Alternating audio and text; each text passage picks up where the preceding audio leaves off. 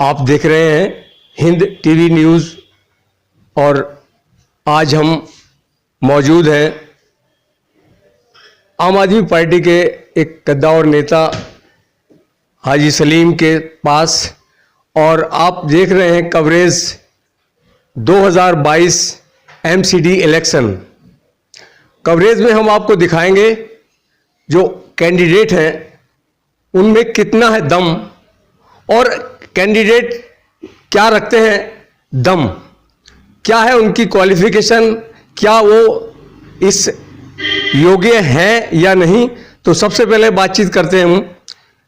हाजी जी, आपके क्षेत्र में जो आपका इलेक्शन चल रहा है उसमें क्या मुद्दा है, क्या है चीज़ आपके लिए? देखिए, हमारे जो क्षेत्र में मुश्ताबाद विधानसभा जो है वार्ड E58 में जो सबसे बड़ा मुद्दा है वो है सफाई का, क्योंकि सफाई आधा ईमान है। मुस्तफाबाद के अंदर जो वार्ड E58 है, ऐसा लगता है वो दिल्ली का है ही नहीं वार्ड, वो यूपी का वार्ड है। गंदगी का बुरा हाल है, कूड़े के ढेर लगे हुए हैं और जगह जगह बीमारियां फैल रही थी। अभी पीछे जो जिम्मेदारी एमसीडी के काउंसलर की बनती है, जो हमारे नुमाइंदे हैं कांग्रेस के, जो उनकी जिम्मेदारी थी, जब यहाँ चिकनगुनिया जैसी, मलेरिया जैसी बीमारी थी तो उन्हें फॉगिंग करानी चाहिए थी, लेकिन उन्होंने फॉगिंग नहीं कराई। तो हमें विधायक जी का आदेश आया, अरविंद केजरीवाल जी का आदेश आया, तो आम आदमी के पार्टी के कार्यकर्ता की हैसियत से हमने 9 से 10 दिन लगातार सभी वॉलंटियर्स ने और मैंने खुद जा के घर घर गली गली फॉगिंग कराई। क्योंकि जब आप समाज में आते हैं तो कोई भी समाज का ऐसा काम हो जिससे लोगों को फ़ायदा पहुंचे, वो आपको करना चाहिए। क्या ये कूड़ा उठाने वाले यहाँ गलियों में आपके आते हैं या नहीं? देखिए, कूड़ा उठाने वाले आते हैं नहीं आते वो तो आप जब कॉलोनी में घूमेंगे आपको पता चल जाएगा। अगर कूड़ा उठाने वाले आते तो ये जो जगह जगह कूड़ों के ढेर लगे हुए हैं वो नहीं लगते। जब वो नहीं आते जब भी तो गंदगी का आलम है। झाड़ू लगाने वाले का पता नहीं है, कूड़े उठाने वाले का पता नहीं है। पता है तो सिर्फ ये पता है कि लेंटर कहाँ डलना है, कहाँ वसूली करनी है, कहाँ लैट्रीन बननी है, कहाँ दीवार बननी है। वसूली के लिए सब पता है, कौन कौन सी 6-6 फीट की गलियों में पहुंच जाते हैं वसूली करने के लिए। जनता जो आपके अंदर क्वालिटी है उसको अगर देखकर जनता आपको चुनती है तो सबसे पहले आपकी क्या प्राथमिकताएं होंगी? देखिए, मैंने अभी जैसे ही कहा कि सफाई आधा ईमान है, तो मेरी ये जिम्मेदारी फिर बन जाती है कि अगर पार्टी ने मुझे इस काबिल समझा और मुझे टिकट दिया और जनता ने मुझे अपना प्यार दिया, मैं जीत के आता हूँ, तो मेरी यही जिम्मेदारी है। ख़ास तौर से सबसे पहले जो यहाँ इलाके में इतनी गंदगी है हमारे वार्ड के अंदर, उसको बहुत साफ़ सुथरा स्वच्छ दिल्ली का एक पार्ट बनाना है, ख़ास तौर से वार्ड E58 को। उसके अलावा जो लोग यहाँ छोटे छोटे मकान बनाते हैं, जो उन्हें लोग परेशान करते हैं आन के कि आप अगर 1 लेंटर डालोगे इतने पैसे देने हैं, 2 लेंटर डालोगे तो इतने पैसे देने हैं, उनसे उसको मुक्त कराना है। जो लेंटर माफिया इन्हें यहाँ से भगाना है। उसके अलावा जो छोटे छोटे दुकानदार हैं, रेहड़ी है, पटरी वाले, जो उनके एमसीडी के थ्रू चालान काटे जा रहा है, हमें उसको रोकना है कि लोग गरीब आदमी हैं, कैसे कैसे अपने परिवार को पालते हैं, हमें उस पर काम करना है। जो एमसीडी के यहाँ पे स्कूल है उस पर भी हमें काम करना है। तो हमारी ये जिम्मेदारी बनती है। एमसीडी के बहुत सारे काम है, उसमें हम बिल्कुल अपनी ईमानदारी से काम करेंगे। एक टिकट के लिए कई दावेदार मौजूद हैं और हर दावेदार की अपनी अपनी क्वालिटी होती है। उस क्वालिटी के मामले में आपकी क्या क्वालिटी? देखिए, ये तो दिल्ली में जब भी कोई भी चुनाव होता है, चाहे निगम का हो, चाहे एमएलए का हो, चाहे एमपी का हो, कई कई दावेदार होते हैं, लेकिन टिकट एक ही आदमी को मिलता है। तो मैं तो यही कहूँगा, पार्टी जिसे भी अच्छा समझेगी उसको टिकट देगी। हमारी जिम्मेदारी बनती है उसको चुनाव लड़ा के और उस आम आदमी पार्टी को मजबूत करना है। इसके अलावा देखिए, क्वालिटी की तो ऐसी बात है, सबसे पहले आपकी नीयत होनी चाहिए साफ़ सुथरी काम करने के लिए। अब मेरा ये अपना मानना है कि कम से कम पार्टी हो या क्षेत्र के लोग हों, वो ये देख लें कि जिसको नुमाइंदे को चुन रहा हो वो कितना मजबूत है, हर लिहाज से, फाइनेंशियली हो, चाहे शिक्षा के मध्य भी नहीं, मैं अभी बता रहा हूँ, हर लिहाज से देख ले उसने सोशल काम कितना किया है, वो समाज में कितना, ज़मीन पे कितना काम कर रहा है, उसके बाद अपना वोट को पोल करे।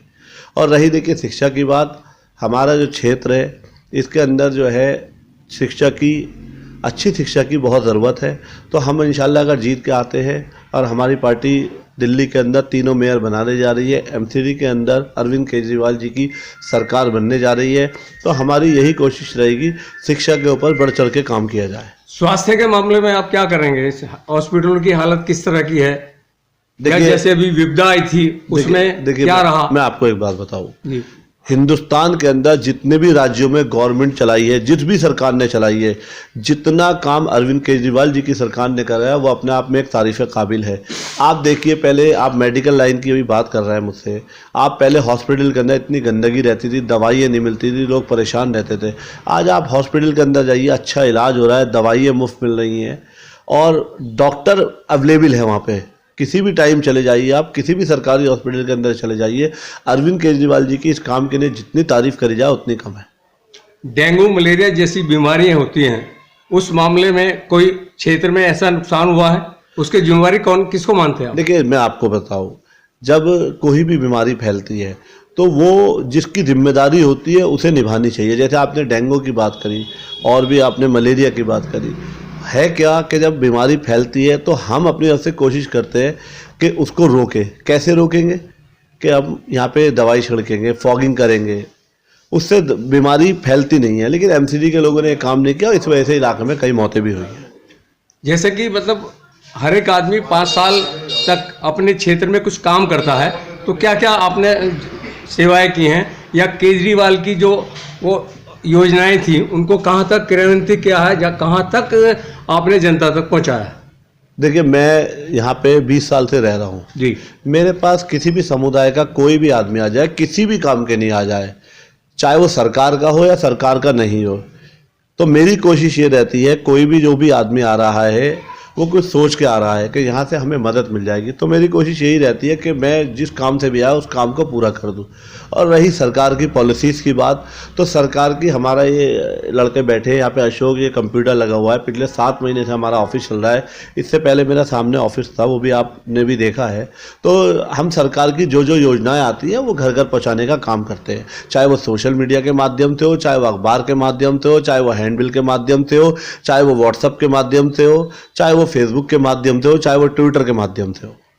इस स्कूल में शिक्षा का जो स्तर होता है विद्यालय से होता है, कि विद्यालय में क्या उन्नति करी आपके सरकार ने बनाने में? आप स्कूल जाके देखिए ना, आपको पता चल जाएगा। दिल्ली सरकार के जो स्कूल है, आप जाइए, आपको पता चल जाएगा। 1-2 स्कूल को आप वो समझते हैं, और भी तो स्कूल बनने चाहिए थे? नहीं, देखिए, एक बात आप बताइए, 2 साल से कोरोना चल रहा है जी, इस बात को आप डिनाई नहीं कर सकते। तो सरकार में जो काम थोड़े से लेट हुए हैं, उसकी एक वजह यह रही कि पूरी दुनिया एक स्टॉप हो गई थी। 2 साल कोरोना रहा, अब कोरोना ख़त्म हुआ है, सरकार एक्शन में है और अपने तरीके से पूरे काम कर रही है और इससे अच्छा और बेहतर काम करने की कोशिश कर रही है। इसकी मैं आपको एक मिसाल देता हूँ।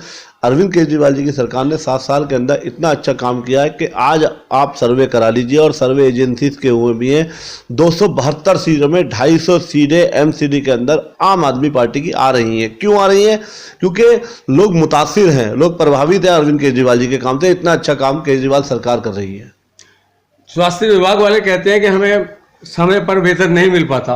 अगर आपकी सरकार आई और आपको नुमाइंदा चुना गया तो उसमें आप क्या पहल करेंगे? देखिए, जो आपने बात कही कि स्वास्थ्य वाले कहते हैं वो हमें टाइम पे सैलरी नहीं मिल पा रही, आप एमसीडी की बात कर रहे हैं मेरे ख्याल से, तो इसी लिए तो 15 साल से दिल्ली के अंदर बीजेपी की सरकार है और सबसे भ्रष्ट महकमा अगर कोई है तो वो है एमसीडी का।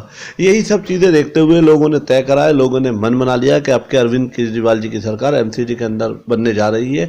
और जैसे ही अरविंद केजरीवाल जी की सरकार बनेगी, उनका पहला यही है कि जो जिनको सैलरी नहीं मिल रही, जो पक्की नौकरियाँ होनी है, अरविंद केजरीवाल जी को इसको पूरा करेंगे।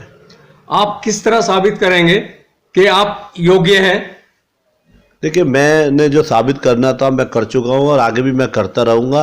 अब पार्टी को तय करना है, लोगों को तय करना है, क्योंकि ये मेरे कहने से कुछ नहीं होता। मैं कहूँ, मुझसे अच्छे लोग भी हैं समाज के अंदर, ऐसी बात नहीं है। मैं बहुत दावेदारी तो सभी करते हैं, दावेदारी सभी करते हैं। हमने अपना काम किया है, आगे भी करते रहेंगे। पार्टी का जो फैसला होगा उसको मानेंगे हम।